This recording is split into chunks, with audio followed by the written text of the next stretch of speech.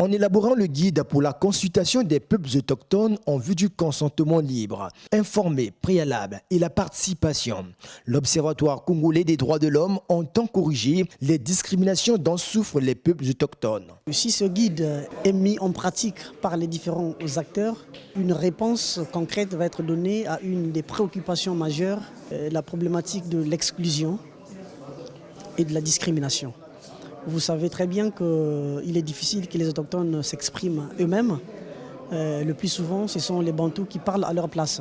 Ce guide vient donc donner une réponse concrète sur la manière de consulter les autochtones.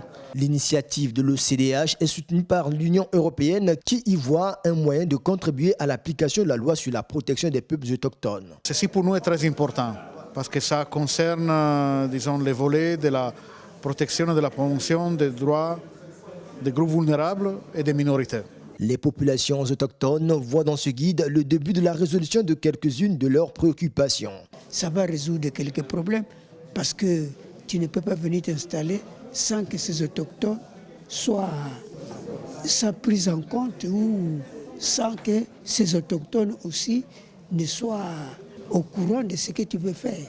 Le droit à une consultation appropriée est l'un des piliers de la loi portant promotion et protection des droits des peuples autochtones promulguée en 2011 et qui n'a pas encore des textes d'application.